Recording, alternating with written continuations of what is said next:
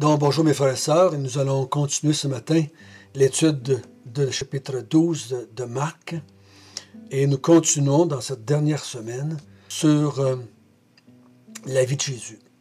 Cette dernière semaine qu'on appelle la semaine de la Passion. Notre bon Père du ciel, nous sommes à tes pieds encore une fois.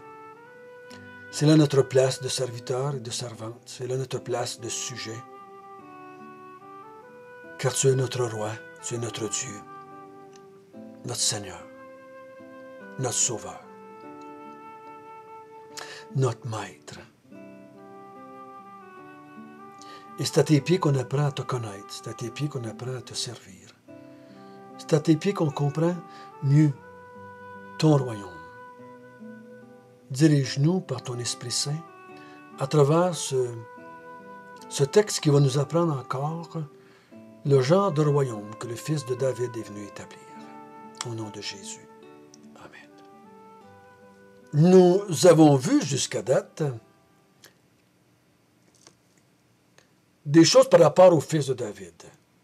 Et les derniers jours qu'on vient de voir ensemble, c'est qu'il a été rejeté et on cherche une manière de le piéger et de le faire mourir. Après que Jésus ait conté la parabole du vigneron ou des vignerons qui ont fait mourir le fils du propriétaire de la vigne. On a vu qu'ils cherchent un moyen de le faire périr.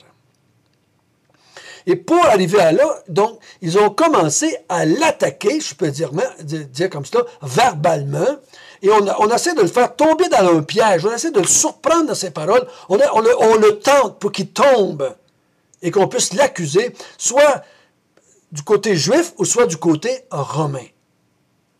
On a vu hier que le premier groupe qui est venu, c'était des pharisiens et des hérodiens. Et ce matin, ça va être des sadducéens. Et nous allons lire ensemble notre texte à partir du verset 18 jusqu'au verset 27. Les sadducéens qui disent qu'il n'y a point de résurrection vinrent auprès de Jésus et lui posèrent cette question. « Maître, voici ce que Moïse nous a prescrit. Si le frère de quelqu'un meurt et laisse une femme sans avoir d'enfant, son frère épousera sa veuve et suscitera une postérité à son frère.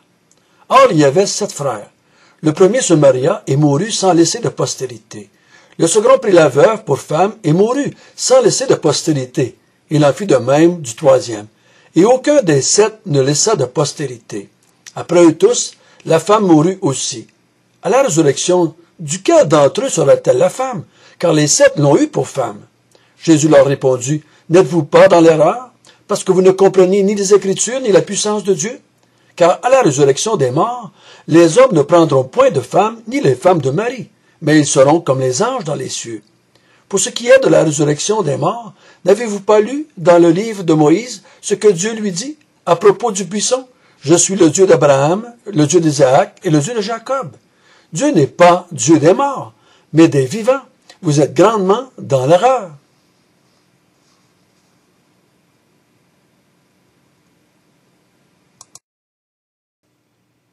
Pour qu'on comprenne un peu mieux la question des Sadducéens et la réponse que Jésus va donner aux Sadducéens, il faut comprendre un peu les Sadducéens. Les Sadducéens, une chose nous est dit ici, c'est qu'il n'y a point de résurrection. Ils ne croient pas à la résurrection, mais il vient poser une question, qu'est-ce qui va arriver après la résurrection? Donc, sont en partant des hypocrites, ils veulent le piéger, ils veulent le surprendre, ils veulent le tenter, ils veulent le faire périr, ils veulent le faire tomber, ils veulent le discréditer. Ils ne croient pas à la résurrection.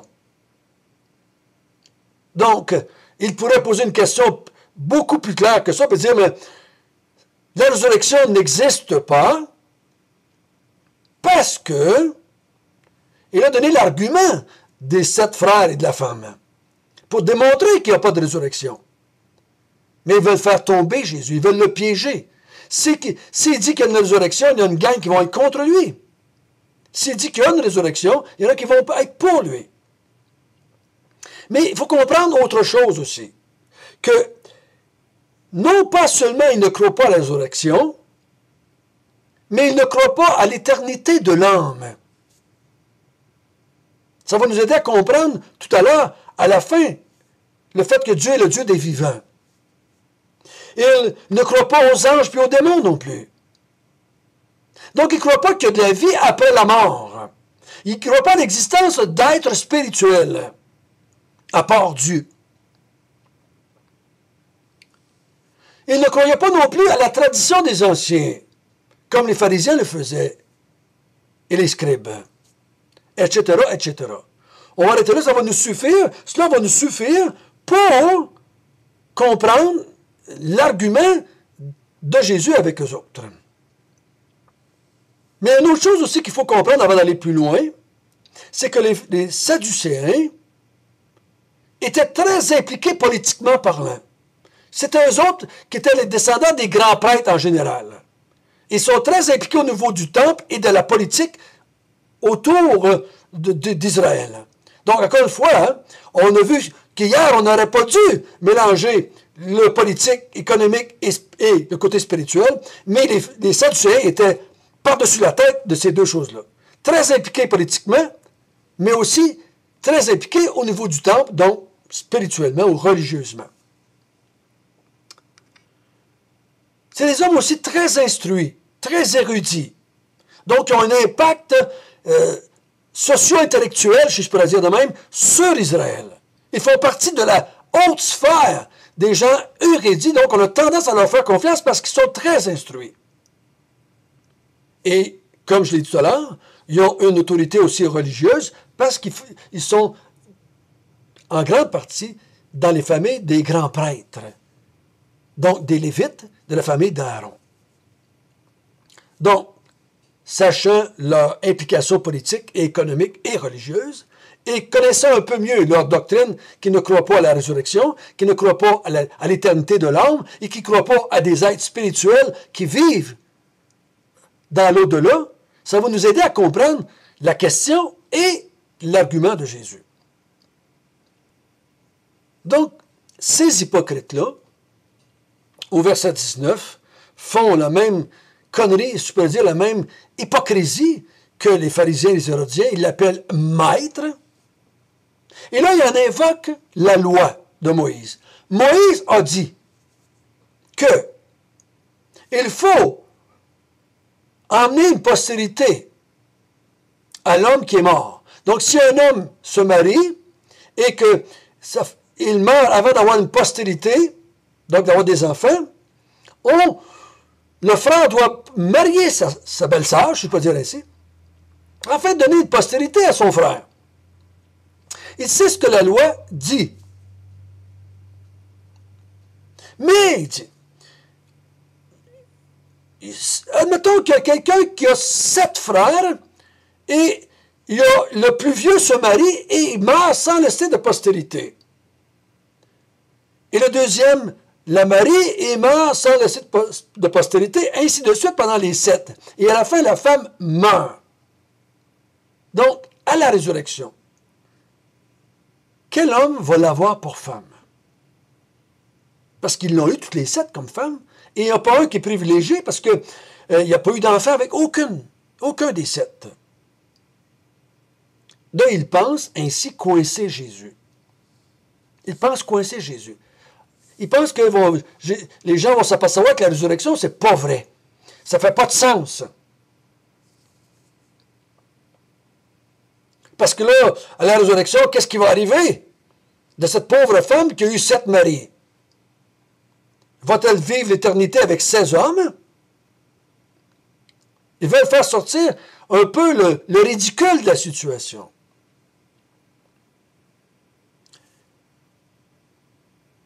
Donc Jésus, à partir du verset 24, va donner sa réponse. Et là, il leur dit, « N'êtes-vous pas dans l'erreur parce que vous ne comprenez 2 choses. Vous ne comprenez pas 2 choses.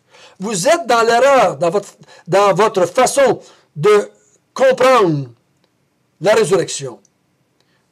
Vous avez rejeté la résurrection à cause de 2 erreurs. Vous ne comprenez pas le royaume de Dieu à cause de 2 erreurs. 1, vous ne comprenez pas les Écritures. Les Écritures, pour eux autres, c'était l'Ancien Testament. Vous ne comprenez pas les Écritures. 2, vous ne comprenez pas non plus la puissance de Dieu. Donc, la réponse va contenir ces deux éléments-là. Si vous aviez bien compris les Écritures, vous croiriez à la résurrection. Si vous compreniez la puissance de Dieu, vous accepteriez la résurrection et pourriez répondre à votre question. Même si c'était un cas hypothétique, même si ce serait un cas vrai, vous pourriez répondre à votre question. Vous-même. Donc, vous ne comprenez pas l'Ancien Testament et la puissance de Dieu. Et là, automatiquement, vous ne comprendrez pas non plus le Nouveau Testament, si je peux dire ainsi. Vous ne comprenez pas le nouveau royaume qui est en train d'établir. Vous n'avez pas bien compris l'ancienne alliance, donc vous ne comprendrez pas bien non plus la nouvelle alliance. Là, il leur dit, premièrement, à la résurrection des morts. Donc Jésus, lui, il n'est pas hypocrite, donc lui, il parle de la résurrection des morts parce qu'il va en avoir une. Donc, ceci devrait nous suffire. Jésus a dit qu'il y a une résurrection des morts. Même si on ne comprend pas tout comment ça va se passer, on devrait le croire sur parole, parce que Jésus a dit qu'il va y avoir une résurrection des morts. Mais à la résurrection des morts, les hommes ne prennent pas de femmes, ni les femmes de mari. Ils seront comme les anges dans les cieux. Ah! À la résurrection, pas de mariage. Donc, ça n'a pas d'importance combien d'hommes et de femmes que tu as eu avant. Il n'y aura pas des 70 vierges là-dedans, là. Hein? Pour un homme qui meurt martyr. Ça n'existe pas, ça. Jésus ici, il n'y a pas d'homme, il n'y a pas de femme. À la résurrection des morts. Puis les Juifs comprenaient que la résurrection des morts accompagnait le royaume de Dieu. Donc Jésus dit, il va y avoir une résurrection. Et dans le royaume de Dieu, dans ce nouveau ciel, nouvelle terre, il n'y a pas d'hommes, il n'y a pas de femmes qui se marient. Ils vont être comme les anges dans les cieux. Donc, déjà là, Jésus dit que les anges existent. Les Sadducéens ne croyaient pas qu'il y avait des anges, bons ou mauvais. Jésus dit, il y a des anges.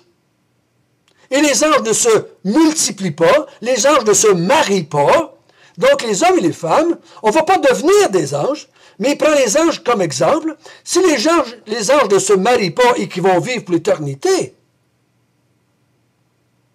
les hommes et les femmes qui vont ressusciter vont plus entreprendre de relations de mari-femme, de conjoint. Donc, dans le ciel, le mariage n'existera plus. Parce que le mariage, fondamentalement, avait un besoin terrestre et n'ayant plus besoin de se reproduire dans les cieux, dans le nouveau ciel, nouvelle terre, on ne prendra plus d'hommes et de femmes.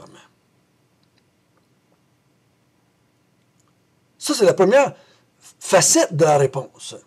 Donc, il va y avoir une résurrection, et peu importe comment tu as vécu avant de mourir, avant la résurrection, là qu'on parle de relations d'hommes et de femmes, ceci va être changé parce que Dieu va emmener les hommes et les femmes à vivre autrement. Et je crois que personnellement, que la résurrection va me donner un corps qui va s'adapter à ce nouveau genre de vie-là. Je ne vais pas revenir avec un corps avec les mêmes besoins, puis que Dieu va mettre dans une situation-là où ces besoins-là ne pourront pas être comblés. Mais Dieu, à la résurrection, à cause de sa puissance, va me donner un corps nouveau et glorifié qui va vivre très bien et en harmonie entre hommes et femmes sans être conjoints et mariés ou la sexualité ou peu importe. Je crois que mon corps n'aurait plus ce besoin-là. Parce que Dieu va avoir la puissance de me faire un corps qui va s'adapter au nouveau royaume dans lequel nous allons vivre. Donc le royaume n'est pas quelque chose de terrestre comme les Juifs pensaient, avec les mêmes principes que si on va juste améliorer, on va mettre un système politique différent, puis on va vivre sur la terre, et on va encore avoir des conjoints, puis on va avoir encore des femmes, puis on va avoir ci, puis on va avoir... Non, non, il dit dans le nouveau royaume que moi j'établis, il n'y a plus d'hommes, il n'y a plus de femmes. Ça veut pas dire qu'on n'aura pas hommes et femmes, mais on ne prendra plus d'hommes et de femmes comme mari ou conjoint. Puis là, il amène une autre vérité au verset 26. il dit, vous n'avez pas bien compris non plus ce que Moïse a dit. Dieu n'est pas le Dieu des morts, mais des vivants. Les gens ne meurent pas, l'âme est éternelle. Parce qu'il a dit, par la bouche de Moïse, je suis le Dieu d'Abraham, le Dieu de Jacob et le Dieu d'Isaac. Je suis, pas j'étais pendant qu'il était sur la terre, je suis encore aujourd'hui leur Dieu. Donc Abraham, Isaac et Jacob sont encore vivants, même s'ils sont morts. Parce que quand Dieu a dit ça à Moïse, Abraham, Isaac et Jacob étaient morts. Donc je suis leur Dieu encore aujourd'hui, même s'ils sont morts.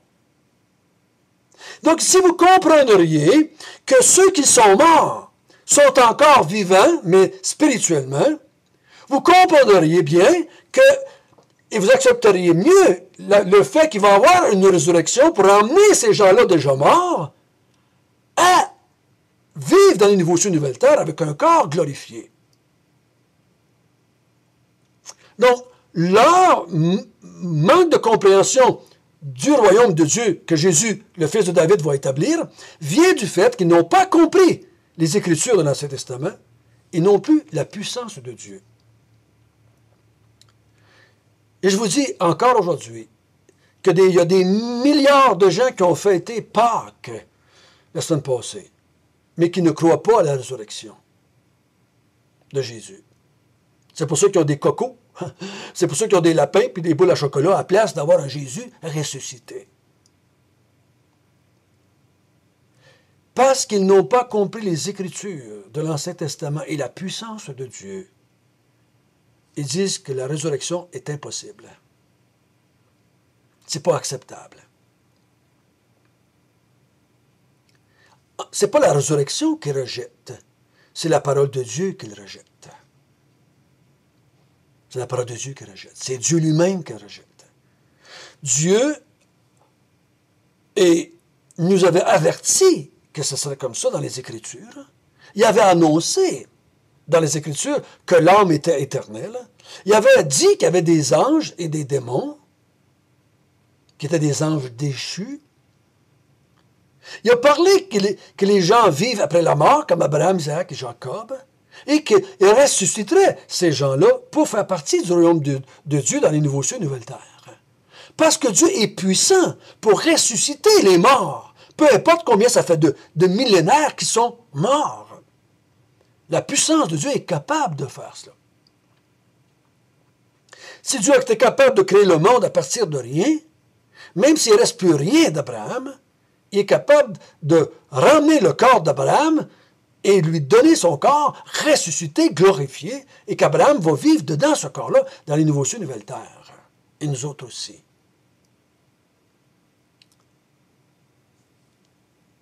Donc le royaume de Dieu n'était pas ce qu'ils pensaient, ce que les Sadducéens pensaient. Le royaume de Dieu est basé sur les Écritures et sur la puissance de Dieu. Notre bon Père du ciel, merci de nous avoir fait comprendre encore une fois qu'il n'y a rien d'impossible à ta puissance. Et le royaume de Dieu que le fils de David met en place est selon les Écritures. Non pas selon notre imagination, non pas selon nos désirs, nos envies. Mais le royaume de Dieu va être selon les Écritures. Et rien n'empêche que tu mettes en place ce royaume parce que tu es un Dieu tout-puissant. Amen.